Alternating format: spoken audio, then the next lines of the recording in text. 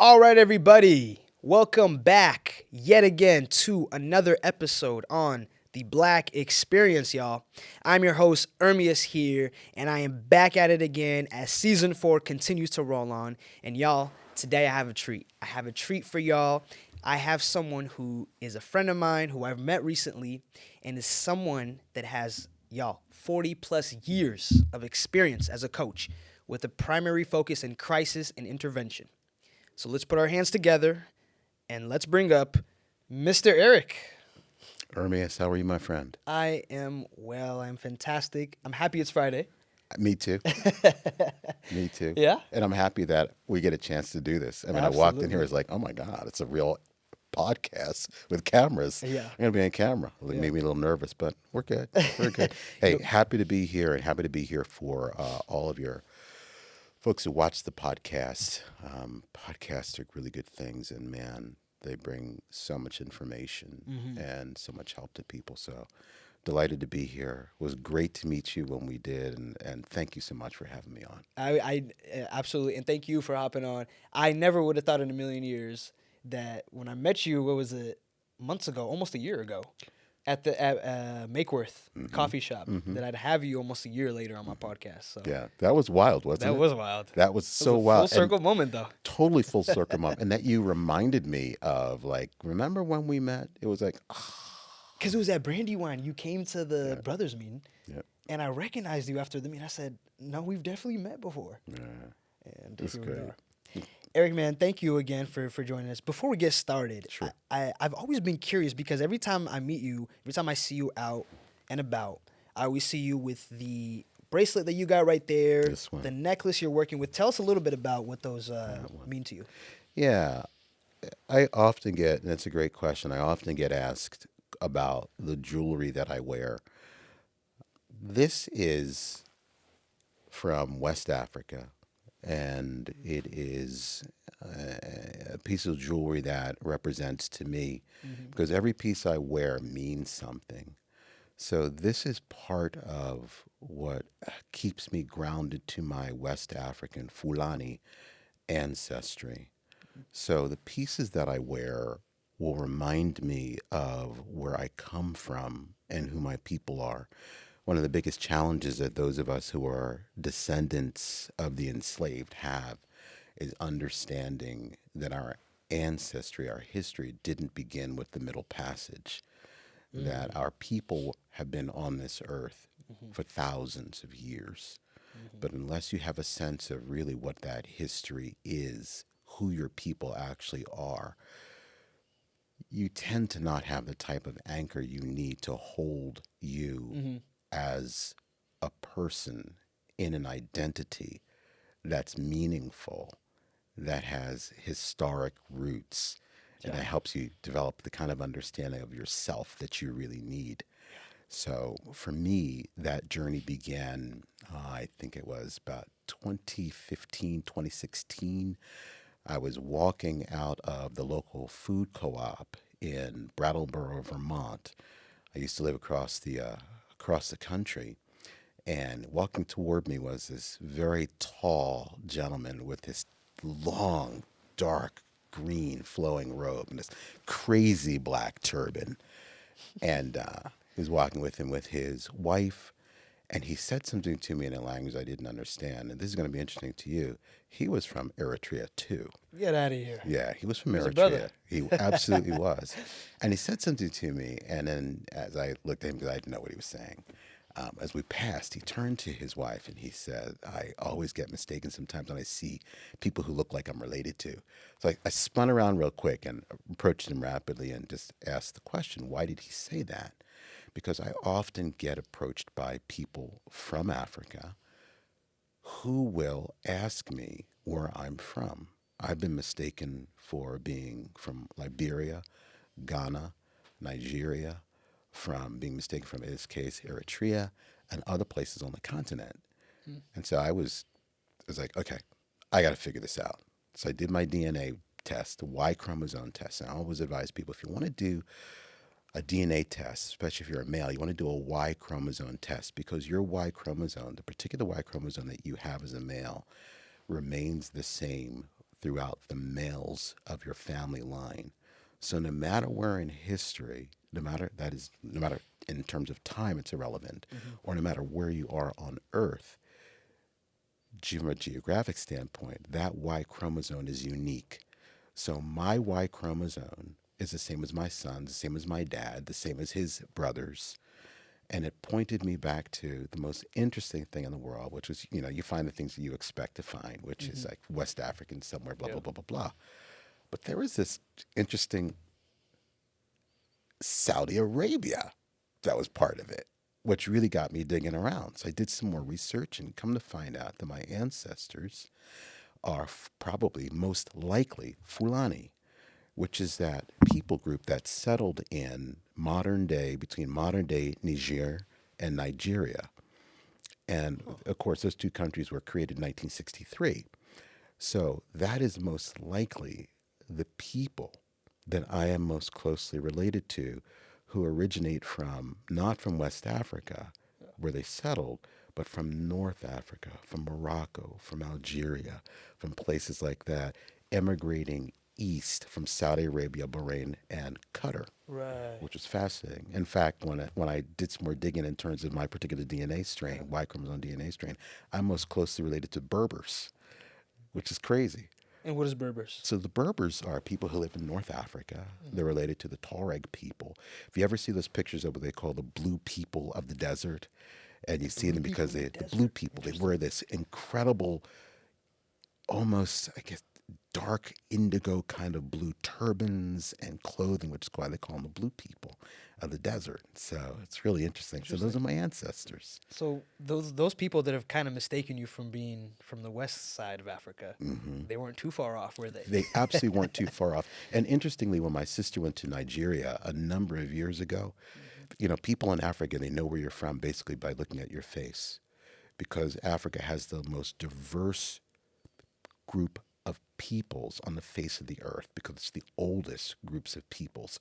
So they will look at your face and they'll tell you where you're from. So my sister came back and she said, yeah, Eric, when I was telling her about the DNA testing and that we're from like Northern Africa and then over in the Saudi Arabia area, she goes, yeah, when I was there, they looked at me and they said, oh, you're not from here. Like, you're not from Nigeria, you're not from West Africa. Your people are from north of here, which was really kind of crazy, right? Yeah. But it was like, even back then, they were confirming what the DNA test showed, which was that we're not from West Africa, although that's our ancestry. When we go back even further, thousands of years before that, you see the immigration pattern to West Africa, from North Africa, from Saudi Arabia, Qatar, and Bahrain. Yeah. So it's interesting having Arabic ancestry. Actually, I look like this, but my ancestors are Arabic. That's I gotta eventually take that test because I've always kind of been hesitant growing up. I was like, I don't know, do I really want to do it? But honestly, I do want to see that lineage and where that comes from, because it might be 99% Eritrean, but what is that 1%? I'm always, that curiosity is there. Yeah. And I want to add to the part where you said you could see someone and you could just know kind of where they're from. Yeah. When I see someone that is Habesha or Eritrean or Ethiopian, I can just tell they're. There you go. Now maybe I can't say if they're Eritrean or Ethiopian, but I think it's just the eyes, the facial structure, skin tone, everything about it. There's just something. It's just, you just know it. Yeah. Because you're just used to seeing it all the time. And because I'm one of them, so Exactly. that's it. But Exactly. Eric, man, let's kind of migrate over here to the U.S. and We're let's here. kind of talk about a little bit. Tell us a little bit about your background and kind of life growing up for you here. Thank you. So we're here in the Pacific Northwest, and I'm from the other side of the states. So I grew up in Philadelphia. I was one of 7 kids to my parents. Matter of fact, my father is going back for his 70th reunion at University of Pennsylvania, and coming up just this June. So we're trying to, May actually, so we're trying to do a little surprise for him, because it's not often that people get to their 70th reunions. And it's especially not often that you have someone of color, a man of culture, who went to the University of Pennsylvania and graduated from there in 1954. Wow. So we're going to do a little surprise for him. Yeah, he deserves it. At that reunion, because he really set in motion so many important parts of my life that make me me.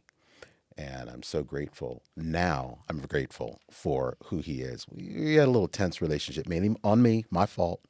But we have so recovered us in terms of relationship as a father and son over these past several years. So we're going to be going back and doing that. But he and my mother formed an amazing music duo. My father, John Russell, was the inaugural winner of the Lawrence Melchior Heldon Tenor International Search. So if you don't know what a Heldon Tenor is, a Heldon Tenor is what they call a heroic tenor.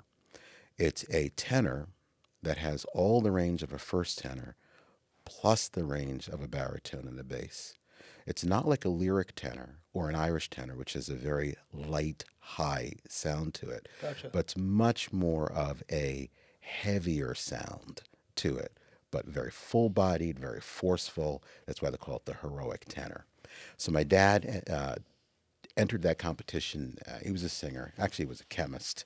He worked for the U.S. Department of Agriculture and decided he wanted to become a singer. So he became a singer. And he won the contest in 1969. So that's one of the things that we want to celebrate about him as in terms of his accomplishment and part of his legacy. So I was one of his 7 kids, grew up in Philadelphia and went to school in New England, the Venerable Brown University, to carry on that Ivy League tradition. His dream was that all of his kids go Ivy League because he did. Uh-huh. So six of the 7 of us did. So I went up to Brown University, graduated from there in '82, and settled down and raised 4 kids initially in Rhode Island, and then we moved further north into New England, and lived in New Hampshire, and worked in banking for a lot of years, along with the coaching work that I do. And it's a little bit about me. Yeah. So I got 4 adult kids.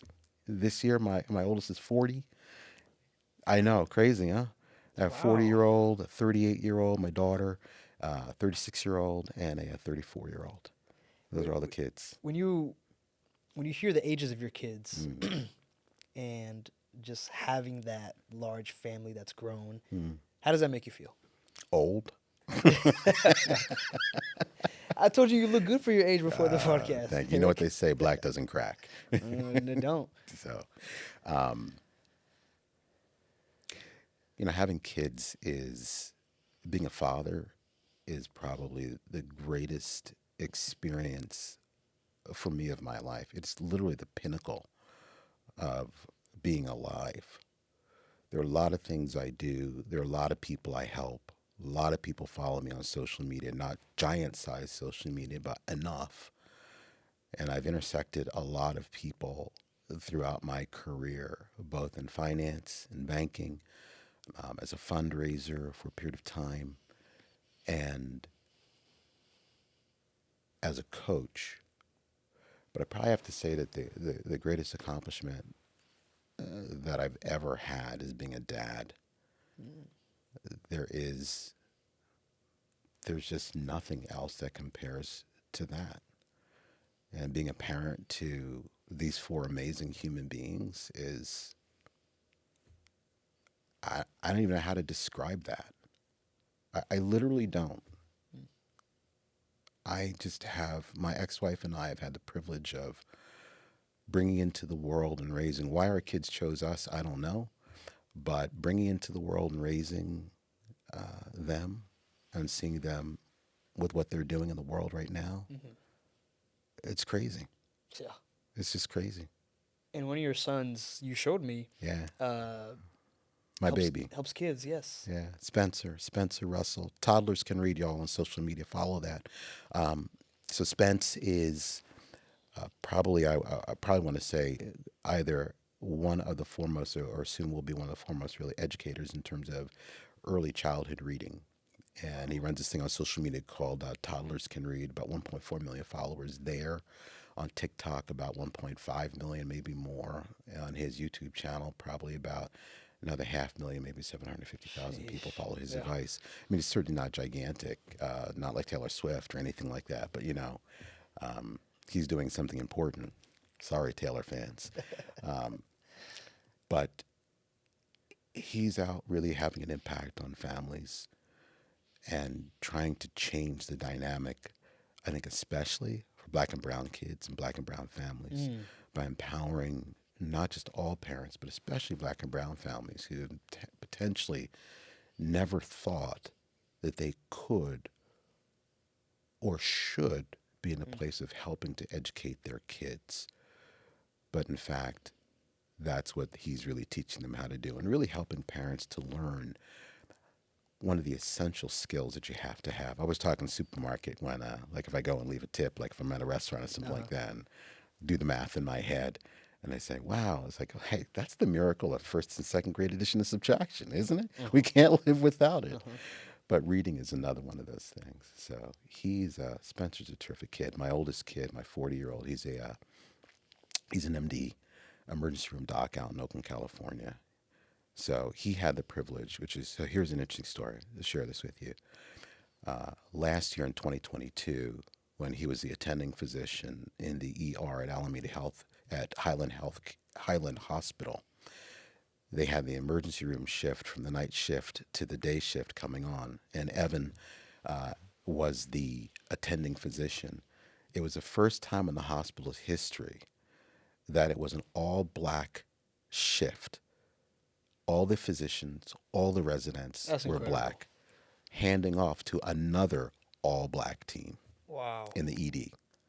So Evan was the attending physician that made the handoff there, and it was the first time in history. They had this really huge commitment to diversity and making sure that the medical staff looks like the community. So they have really heavily invested in what they can do to bring in I will probably say some of the top physicians of color as residents and as physicians in that hospital. And Evan is helping to lead that charge. He's in charge of acute care outcomes there as medical That's director for incredible. that. So it's neat to have these human beings as part of the folks that you had an opportunity to bring into the world and care about and raise. And that's part of the reason why I say, being a dad is such an incredible experience. And not just because of the success of my kids, but just because it's so cool to be a father. I always tell people when they're a dad, I say, you know what fathers do? It's like, what? We put the FU in fun. Heck yeah. I'm And sure. and being a parent gives you an opportunity to have the childhood that you didn't get a chance to have because you're in charge of the childhood of your kids. So you can make it as you wanted it to be. So And it's pretty I cool. also feel like there's just that sense of joy of you see your kid's success, and now you know that, hey, once I'm dead and gone, you know what I mean? My kids will be there, and they're going to pass that on to their kids. And the cycle will just continue generation after generation. So Yeah. it's definitely a legacy you're leaving, Eric. So Yeah, it's a neat legacy. The other thing I've always ask parents about is love. It's a weird thing. You think you love somebody, but then when you have a kid, you now know what love is. Because having a child is a different love experience than loving a partner, loving a parent, loving a sibling. It's just entirely different. There's a selflessness that comes that love is actually about that doesn't exist, I think, in any other relationship except that a healthy relationship between a parent and a child. is that when unconditional love would you say unconditional love is just for your kids, or would you also say attest that to, let's say, a spouse or something like that? That's a great question. First of all, I don't know if humans have the ability to unconditionally love, but I would say if you were to take that a notch below, like just take 10% off of that, that's for your kids. You just take 10% Just ten off of percent it. off. Just 10% off of that, and you get to children. Parents love their children about 90% of unconditional love. That's just what they do. Until their children do stupid stuff. And then it gets dicey. Then it gets dicey, right? Yeah. But all those diapers and all that, it was worth it. Oh my gosh, of All course. that Of course. hustle. Of course. When Spencer said, he said to me during I think it was the end of his sophomore year of college, he said, Dad, I think I'm not gonna hurdle anymore, because he was a high hurdler in high school and college. He said, I don't think I'm gonna do that anymore. I'm not gonna do that next year. And I know what actually I said, which was the funniest thing. I didn't say, oh, Spencer, good choice. I said, I said to myself, what am I going to do on the weekends? Because, he's my baby and I've been chasing these kids all over New England their entire lives in sporting events. This was the end. This was the last sporting event that I would ever be attending Wow. for my kids. And it was like, what am I going to do on the weekends? Because I'm not going to a sporting event. I'm not chasing a child anymore. And it was an interesting transition. So when you talk about last diaper, when you talk about all of the things that parents do for their kids, and again, I'm going to qualify that in terms of a healthy relationship Hmm. with children. I don't think there's anything that parents regret doing, except for the mistakes they make, which their children remind them of Hmm. all the time. Yeah, Because as a child, you see your relationship with your parents entirely differently than they do. I bet. I It's the way bet. of life. It's the Well, way of things. I want to come back to the Pacific Northwest. Yes. So PNW. you, I mean, you had the legacy, the time on the East Coast. Like you were doing life there. What was the motivation, I guess, for moving out here to the West Side? Because I could. And that's really the short of it, because I could. So to unpack that, there was an opportunity to, probably going back to 2001, the first time I'd ever been to the Bay Area. I remember going back home and saying to my ex-wife, saying to Celia, I said, we need to live there. And the reason why that was true is because it felt like home. And I don't know whether or not you know what that feels like, or for people to understand what that is. But if you've ever been to a place that just feels as if you belong, Mm. and that's what it felt like being here. Now, I can unpack that a whole lot further and get into some of the specifics in which were probably what I was sensing and picking up about being in the Bay Area versus being on the Eastern Seaboard. Hmm. But I won't bore you with that. But when I had the opportunity to get back this way, which was in 2022, there was no question that this was the direction I was coming, because it was just time to leave the Eastern Seaboard. Mm. I was not going to live there for the rest of my life. So being over here, any place from, I like to say, from the Bay Area, from San Francisco, north of Vancouver, BC, all that was open. So it's fantastic being here. My older two kids are here. My ex-wife is down in Long Beach, California. My youngest son is in Houston. I only have one other family member, my middle son, who's back in the Eastern On the East Seaboard. Coast. That's it. We Okay, got to get him over here. because I was gonna ask you. I was like, it's got to be either the weather or you got some family over here. Well, I Because you do. said it felt right, and I was Yeah. like, what does that mean? What does that mean? So that's a great question. So one of the things that's been interesting is that I've turned a corner with some of my clients, and we've been working with the issues around how do I know what my whole life is going to be. So there's an interesting concept that I work with clients around, and it's the notion of your whole life. Bookmark that for a second. Mm. We live our lives in steps and stages because we've been taught to. It's one thing, then the next thing, then the next thing, then the next thing. School is that way. You go from kindergarten or preschool, kindergarten, first grade, second grade, third grade, all the way up through college, graduate, go on to graduate school, out of graduate school, and off you go. Mm-hmm. But when you look back at that, you have to ask yourself really important questions. One is, you'll tell people, I got an education, I got a degree. What does that mean?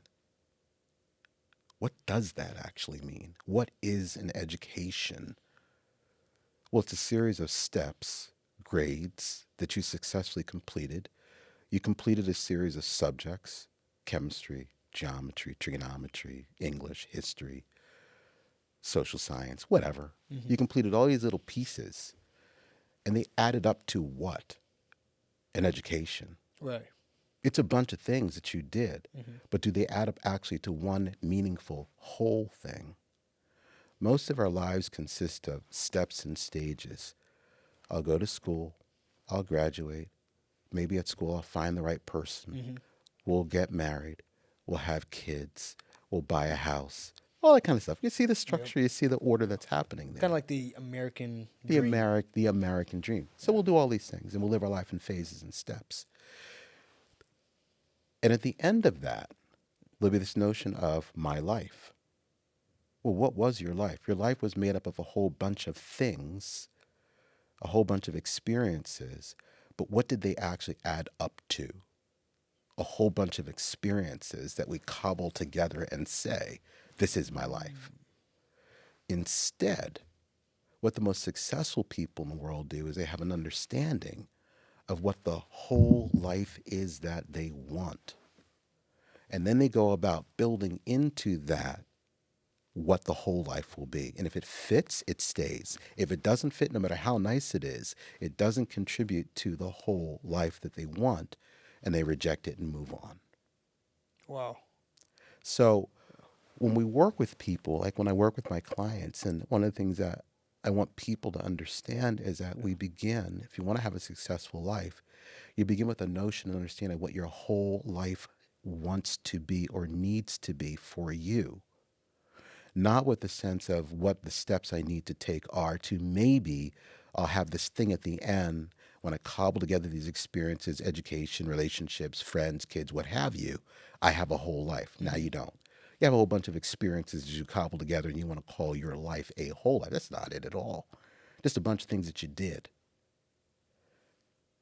A whole life is different. Your whole life is an idea, a concept, a destination, if you will, a destiny that you are building towards by building it.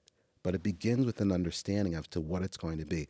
Architects start with an idea. That's what the Draw building's out going the to be. plan, They the draw out the building, see what it plans, looks like. see what it's going to look Yeah. like, where are all the pieces, from the down to the nails. What kind of grass are we going to plant outside? They start from the idea of what that whole building is going to be, and then they build it backwards from there. We don't build our lives that way. And we need to build our lives that way. That's how the most successful, happiest people build their lives. So you get into the notion of this feeling, these feelings, if you will, and where I end up in life. And you said, what did it feel like to be in the Bay Area? Which was the original question. It's a great question. When you're looking at your life and you're trying to decide what's going to be right for your life, it most often is based on what you feel. How does a place make you feel? Is it the feelings you want to feel there? A sense of satisfaction? Do you feel joy, if you will, in that space? Do you feel contentment in that space? Do you feel safe in that space? Do you feel expansive in that space? So, for instance, if you come to the Pacific Northwest, one of the things that you feel in being here, when you look out at the mountains, you feel this immense sense of awe purely because of what you see here. When you get up and you start going up 99 in British Columbia and you start seeing some of those glaciers, those mountains, Beautiful. it's just a It's jaw mind dropping blowing. experience. It's Absolutely. mind blowing. Yeah. It's a sense of exhilaration Oh that yeah. you have just being in that place. When you look out at the Olympics, it's the same type of experience that you have. So when we're looking at determining where we want to be, we want to feel something in that space. It's what people say about work when it's unsatisfying for them. Well, what do they say? It's soul crushing. It's demeaning. It feels demeaning to me. It feels depressing. They talk about those experiences in terms of an emotional reaction to the circumstance and situation. So when we're talking about a place for me that felt like home, it felt like home because there was an emotional resonance that was present in the Bay Area. And it's the same type of emotional resonance that is present here. So as we're looking at places and as we're looking at our lives, and particularly for people who end up watching this, when you're looking for something, you're looking for emotional resonance. You're looking for, I like to talk about joy or awe or contentment. It's the feeling of rest. It's the sense of calm. It's a feeling of expansiveness, of possibility. When you wake up, when you look out, do you feel that you can expand into your environment? Do you feel safe? These are all of the things that you look for in terms of these places that you want to call home, these places that you want to work, these places that you want to be. Yeah. It's the feeling you get there. Which is why people form emotional attachments to things too. Precisely. Because I've definitely formed attachments to my hometown, where I'm going now, places like nostalgia. I'm very nostalgic. I never knew what that word meant until I started to feel it, and then I was like, I googled it too, obviously, but I was like, I don't think that's real, and then I felt it, and I was like, man, this is really real. Like I've gotten attached to this place because of the classes I've took at this hall, or the people that I met, or even Exactly. I look at my Spotify playlist even, and I'm like, man, some of these songs bring back nostalgia to the season of life that I was in at that particular time. So Yeah. Yeah. we're all human. We feel. We feel. It's an emotional, energetic resonance to a place, and to a situation, and to a circumstance. And when I talk to people about how you're going to make your decision about the place that you want to be, that you want to live, what you want to build, that's what you're looking for. Yeah. Because if that's not present, it doesn't matter how wonderful it is, it will never feel like a place that you want to be in, because it lacks the emotional resonance. Yeah. And I wanna dive into kind of what we were talking about right before we started. Yeah, yeah. In your line of work, I said you have 40 plus years of experience. Y'all, that's a lot. There was a topic about you guys were talking about in your line of work, what frames and shapes people in their life, kind of like why they make the decisions, why they do what they do, pretty much. Kind of talk a little bit about that. Absolutely. So we were talking specifically about the issue of our ability to self-approve and to accept and find ourselves acceptable. So this has come up a lot because as I've been working with people, there are many of us who find ourselves insecure, uncertain, who find ourselves in situations in which we are scared, we're concerned about being rejected by other people. And it's not just an experience that I might have, or you might have, or many of us have, but it's an experience that tends to be pretty uniform. We all have these experiences, and we can say there are a lot of reasons why. They go back to the fact that we're social creatures. We want to be part of the group. We want to do what we need to do to be in the group. Right. But there are also some other factors that are involved in that. And one of the most important factors involved in that is school. Because there is always the curriculum that you learn in school, reading, writing, arithmetic, and things like that, advanced math, sciences, blah, blah, blah. But there's another curriculum that's at play in school. We talk about it. It's the socialization that happens in school. So one of the areas of socialization that happens in school is around the notion of, where do I find my approval? So every single time that students take a test, and we've all taken tests, there's an interesting transaction that happens. And the transaction is, I take from me a sense of, am I approved and acceptable? And instead of looking at it from my perspective and going, yeah, I'm fine, we then transfer it to someone else. And that someone else is a teacher. The teacher who gives us a test or a quiz, or who talks to us every day, and who will, in most cases, and most obviously through a test, say, you're approved, you're approved, you're approved. Well, you failed. You didn't do well, you failed, you're not approved. And what happens in that situation is that we learn to look to someone outside of us for a sense of approval. And this happens to students all of us have been to school. We learned this lesson, this truth, throughout every grade that we went through in school, throughout every single test that we took, that my approval is determined by someone else. The teacher, doesn't matter, it's school. And whether I'm acceptable or not is on a scale, A, B, C, D. Grading scales. Grading scale. Yeah. And my job is to be at the highest level of approval, A for approval, A for acceptable, to be at that highest level. But that's not determined by me. It's determined by somebody else, a teacher, an institution. They determine whether or not I am approved and therefore accepted and acceptable. The problem with that is that it teaches us how to be in life. We learn through our schooling experience. And if you start in kindergarten, go all the way up through senior year in college and graduate, you got 18 years of this. But you learn through that 18 years in your most formidable developmental stage that for me to be approved, somebody else has to do that. For me to be acceptable, that's determined by somebody else. We take the locus of control of whether or not I am okay and we hand it to someone else. And we're taught to give it away to someone else. It's like giving away your happiness It's like and giving putting away, it in absolutely. the hands of someone else. Absolutely. It's like every single time that I stand and look in the mirror, every time, what I'm thinking about is, will people like what I'm wearing? Not what, well, do I like what I'm wearing? But what I'm wearing, it's okay because other people think it's okay. And that's what happens when we get dressed every day. I'm okay because other people think that I will probably be okay. And most of us think that way because we've been taught to think that way. So we go through life with this notion, this understanding that my approval, my acceptability, and if I'm acceptable, is found in someone else and not in me.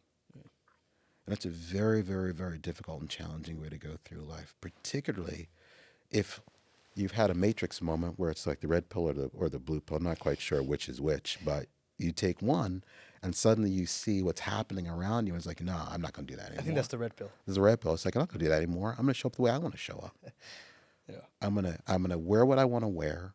I'm gonna show up the way I want to show up.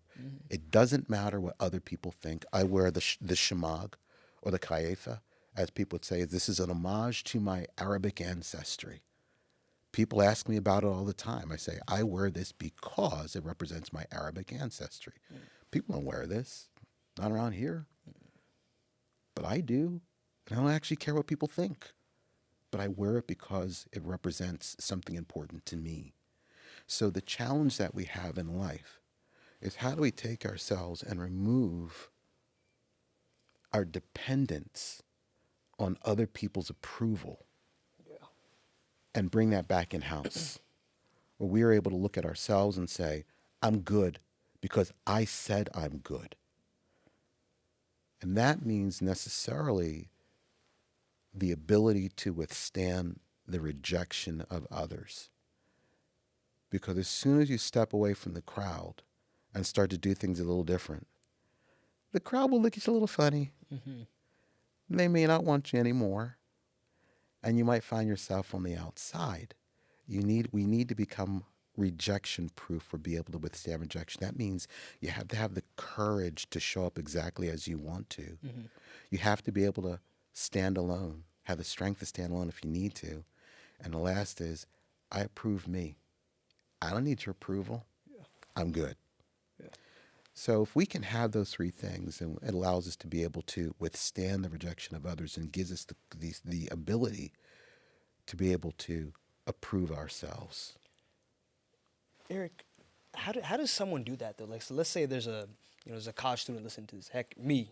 I'm a college student. Or let's say it's someone who is working a demanding job that they can't afford, that their job depends on their boss's expectations and approval. Or, again, a college student that is like, just starting off college or I'm about to graduate, and I need to pass these classes with a C- or higher or whatever. How does someone, I guess like hit those targets, but at the same time still be okay with being themselves? Like, are you saying they shouldn't do that, or like what does that look like for people in tough situations like that? Fantastic question. So there's this thing that I talk about called compliance by consent. What does that mean? It means that we comply because we choose to comply, not because we have to comply. This is one of the keys to happiness and well-being, is that when I choose to do this. And when we realize that I'm making a choice to comply to the rules of a job, which you should do. That's really important. One should do that. Right. held senior management positions. I've had people who didn't want to comply, and it's like, well, you can't work here anymore. Yeah. And they didn't because they didn't want to comply.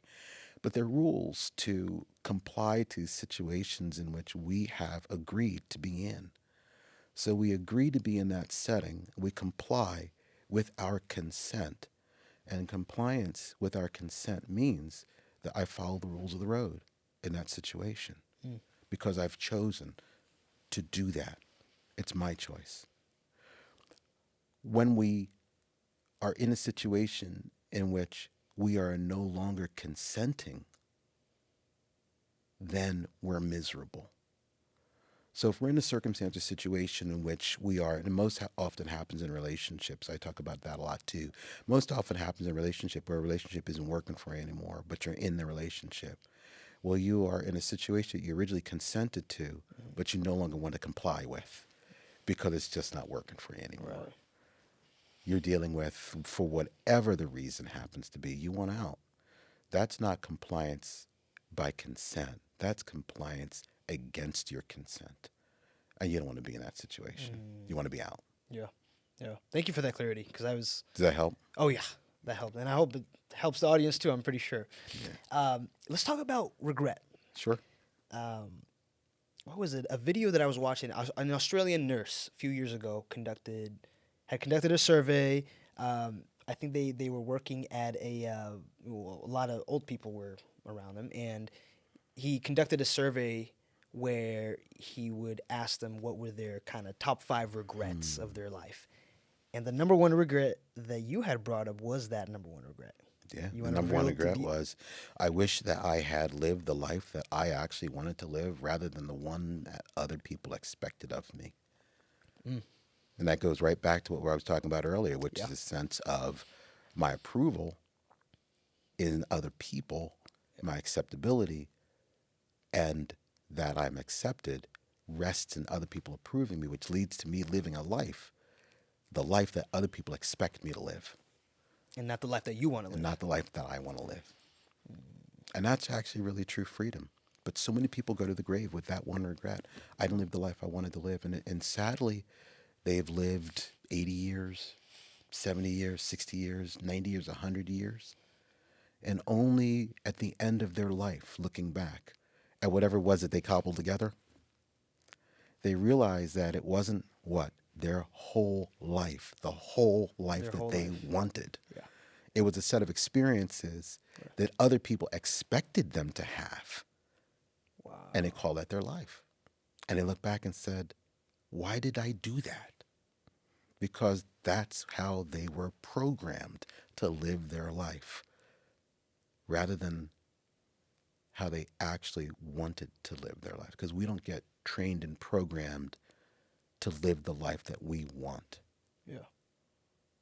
And what does that first step look like? Does it just look like someone wakes up in the morning and jot down all their passions or what they actually want to do and tackle them, or what would you say? First step. First step is realizing that you're in the matrix.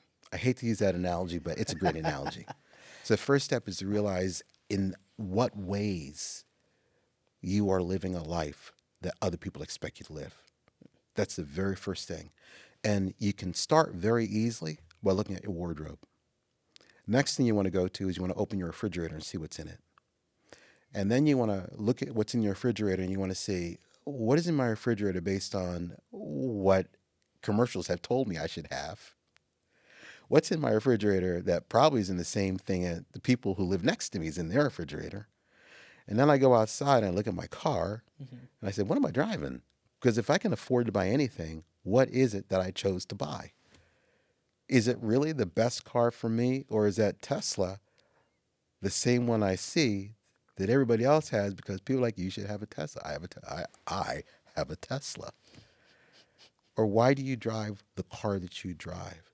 Is it your choice, or is it what the general greater society has suggested would give you something that you'd really like to have? Stature, recognition, those types of things. And then there's an understanding to that which says, but what is it that I really want? And now you have to begin to really understand what that is. And for so many people, if you ask them, what is it that you really want? That's a very hard question for a lot of people to answer because we're so pre-programmed to want certain things and to be a certain way. Yeah. And we don't really have a core sense of personhood, a core sense of identity, a real foundation as to who we are. Mm-hmm. So I always tell people to start with what you're wearing. Mm-hmm. If it's hip, if it's trendy, if it's what other people are wearing, what other people are listening to, you got to ask yourself the hard question, which is that me? Or is that what media or society The 99% are or that wearing. 99% are telling me Yeah. I should be Right. in, Mm-hmm. listening to, wanting, appreciating? Mm. And it's very difficult for us to get back to often what we want, what we feel, what's appropriate to us. But it gets back to the original part of the conversation. How do I feel? Yeah. How does this make me feel? We just somehow keep coming back to that, really. And that's, yeah. Yeah. How am I resonating with whatever it is? And then I can put together what that is for me. But again, it starts with that sense of the whole life. What is the whole life that I actually really want? Mm-hmm. And by the way, this is an important differentiator. When people ask you, what do you want to be when you grow up? Terrible question. Why is that? Because it's a depersonalizing question. What, not who, do you want to be or become is a thing. As opposed to this question, so tell me, Ernest, who's the kind of person that you would like to grow up to become? That's a whole different question. It is a different question. It's a whole different question. Because for the what part, I would have been like, well, I would be thinking of a career Exactly. of this, but the who is like, I want to be an adventurer or a podcaster. I see what you mean. Because you kind of threw me off first, Eric. I was like, I don't know where he's going with this, but yeah, I could see it. Yeah. Yeah. Or an even better question still, who's the kind of person you want to be like? Like a role model, someone I'm looking up to. Right. Okay. That's a whole different kind of question. Mm-hmm. And so when we begin with a different question, when it focuses on your personhood, rather than it focuses on a career, which basically helps people to follow a path so that they fit into a societal, or in this case, a capitalist economic framework, Mm-hmm. rather than who the person actually is. Yeah, Who are you? Again, it gets back to raising children. it does. All four of my kids are different people. It's like, who are you, Taylor?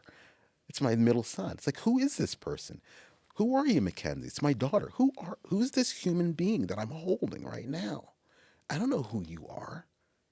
And I'm not even thinking about what you're going to become in terms of a job. I'm just trying to figure out who you are so I can change your diaper the right way. It's just, it's a whole, and do you like oatmeal or not? Yeah. Or we probably shouldn't be giving Spencer milk because he's lactose intolerant, which we didn't find out until after about, I don't know, 3 or 4 months, and kept finding his bottle underneath the crib because he would throw it there. And you never want to pick up a milk bottle that's been hidden for a period of time. Oh, Don't no. open it. It's just a biological weapon. You just want to pitch that quick. Yeah. You don't want to do that. Get rid of it as Get soon rid as of it. possible. Wear Right. like a hazard suit and a hazard Hazmat, the whole thing. The whole thing. But with all these little people, you're trying to figure out who this little person is. What's their temperament? What do they like? What don't they like? How do they show up in this moment? That's what we want to develop. Yeah. We want to develop that. That's good. We don't want to stick people in careers. Okay. Yeah. But it's because all of these people, and again, and here's an interesting thing, because I work with a lot of adult people changing career, people leaving careers and jobs, and one of the number one things that they say is, particularly a lot of women who find themselves out of work, is I don't know who, or out of work, out of a relationship, I don't know who I am. I lost the sense of self in a job or in a relationship or something like that. And it's the number one thing that people want to try and get back to. Men, when they're retiring, leaving jobs, all they've known is their work. They don't know who they are, where they're going, what they want to do. They've got no hobbies, no other real relationships. All they've done is work. They don't know themselves. So they spend the next After 65, the next 10 years or so, 5, 10, 15 years, trying to figure themselves out because they answered the question, what do you want to become when you grow up? Rather than who are you Yeah. and who's the kind of person you want to be. Wow. It's powerful. Let's transition to Yes. the brothers meeting. Let's do that. Man, uh, first of all, if you want to tell us a little bit about how you got connected to that. Yes. What does the brothers meeting mean to you, and any hopes you have? So, finding the brothers, particularly up in this neck of the woods, has been gold to me. And it's been gold because I have always been what one person referred to me as in the banking business back east, a pioneer. I was a one and only and senior in all the banks I ever worked at, Wow. man of color, just me showing up every day. So being able to be with other men of culture, as Reza Menachem likes to say, is a wonderful thing. And just to be able to talk and relate, you know how it is, let our hair down. Oh yeah. We know there's stories we don't have to tell. We have understandings about how we are in society and the world. These are things we don't have to rehearse because we know, because we've all experienced them. And being able to be present among them, for me, the very first meeting I went to, second meeting I went to, all I did was sit and smile. I just smile the whole time, just smile. Yeah, it's great. One thing I don't like is I don't like the fact that you got to stand up at the first meeting and say something about yourself. What is this, church? Well, we got to know you a little bit. I'm Eric Russell. I attend such and such and such Bethlehem E Church. Greetings from Pastor. Blah blah blah blah blah blah blah. First Lady. Da, da, da, da, da, da, da, da. They send you greetings on behalf of them. No, I just want to sit here and take it all in. Yeah. So, Yeah. but yeah, so that was great. And my real hopes for the group is that I think more than anything is that it provides all of us the opportunity to find community. More than anything else, just to find community. Because none of us live in, have probably, except for you, well, I don't know, grown up in a country where everybody looks like us. We've never had that experience. What is that? I don't know what that is. And even me, I came to the States when I was 3.5. So I you don't know what that is. Yeah. Yeah. I'm sorry for lumping you into that group. Join us. Although I would like to be there, right? You're part of us. Get in here. But that experience is really terrific, and it's been great to know some of the guys that are there. It's been really, really fantastic. And the group's only getting bigger too. Only getting bigger. Pretty much gonna grow out the barber shop pretty soon, and they're gonna have to they're gonna have to build a whole building for us, maybe. You know. That could be scary. Too many of us in one place. You know what people say. We're gonna hope for the best, you know. But It's going to be go for the that. best. It's Eric, great. man, as I wrap this thing up, Yes. what advice would you give, both kind of a two-parter, both to the black younger generation, but then also just to the younger generation as a whole, anyone that's listening to this right now? What's any wisdom that you would throw at us? First, to people who look like me, who look like us, people of culture, the very first thing I would say is you need to know, particularly if you're a descendant of the enslaved, you need to know who your ancestors are, pre-Middle Passage. Because once you have a sense as to what your ancestors are, you'll develop, particularly if they're from West Africa, you'll develop a sense and understanding of what the history is of that place. You'll begin to understand that the library at Sankor was at that point in time the largest single library in terms of volumes on the face of the earth outside the library in Alexandria. You'll begin to understand all of the languages that were spoken in that part of the world, the culture. You'll begin to understand the Nok culture, which has around 2500 BCE iron smelting technology, first place on earth. With, as far as the research I looked at, that had iron smelting technology about a millennia before the Iberian Peninsula and in places in Italy.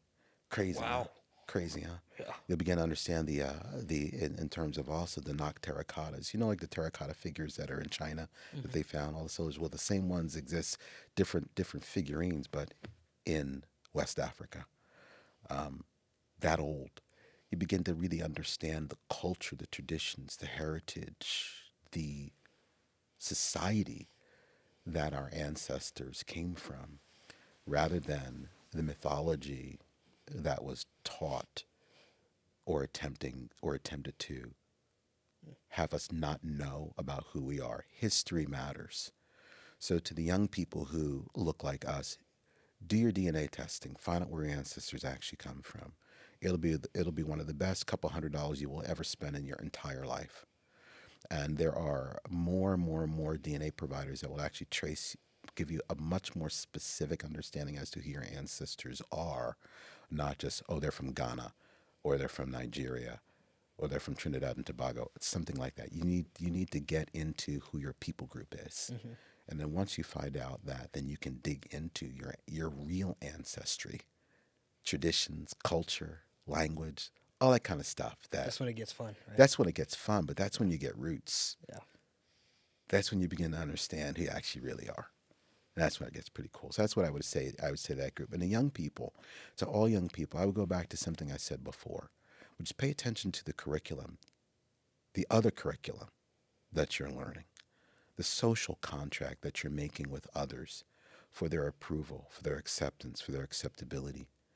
I would pay real attention to who you are as you develop and grow. Not just the fact that your hair is green or pink. Fine. Who are you is really the question that you have to answer. So it's there's an interesting verse in the Old Testament that says, train up a child in the way they should go, and when they're old, they will not depart from it. We've butchered the Hebrew. The Hebrew actually talks about train up a child in the way that they bend. Every human being has a bend. It's just the way that they naturally go. And the reason why you want to train them up according to the way that they're actually bent is because, as it says, when they're old, they will always bend that way. It is also the best way that we learn. We learn as we are. And as a result of the way that we educate today, we've lumped everyone together in this belief that most all of us learn the same way. We learn the same things at the same time, at the same age, in the same progression, with the same or similar types of outcomes. And that couldn't be further from the truth. No human being that ever is right now, ever was, and ever will be. All of us are vastly, incredibly different. And it's when we tap into the difference and begin to celebrate that, that we begin to really have the type of diverse communities that we really want as humanity. And that's why humans work well, is because we recognize how each of us are different, and each of us help to fulfill and form a role, responsibility, a place based on how we are unique, not on how we are alike. That's the advice I would give to people who are younger. And start there. Figure yourself out. It was one of the greatest gifts, I think, of my ex-wife as we raised our kids. And she was like, they're just all different. We just need to figure them all out. She was a very wise woman. Yeah. That's awesome. That's awesome. Cherry on top. Thank you so much, Eric. Pleasure. You're going to ask me, though, where people can find me. Oh, yeah. We'll talk about that. Are we going to get there? Right now. All right, perfect. Where can people find you? I'll jump in there. I'll do that. So you can find me on my Instagram feed, which is not my name, but it is Growth Through Adversity Coaching. You can find me there. Follow me. Please follow me there. I really appreciate that. You can follow me through my website, ericowenrussell.com. You can find me there, and I've got a book coming out, hopefully soon, What to Do When Life Falls Apart, Practical Wisdom on Guidance for how to navigate life's trials and tribulations. And that's going to be on Amazon, I'm assuming. It might be on Amazon, who knows? But it'll be anywhere you can find books. Awesome. So hopefully it'll be out. Boom. There you guys have it. Thank you, Eric, so much. Y'all, hope y'all enjoyed that. That was awesome. Thank you guys for tuning in to another episode. And make sure to check out the YouTube channel that I have right now. I've developed a YouTube channel for the Black Experience. Make sure to subscribe, give it a like, comment your thoughts on anything, and be sure to click on the description for the link to my Spotify if you're listening to this on YouTube. But without further ado, y'all, we'll catch y'all on more episodes. Until next time, guys. Peace.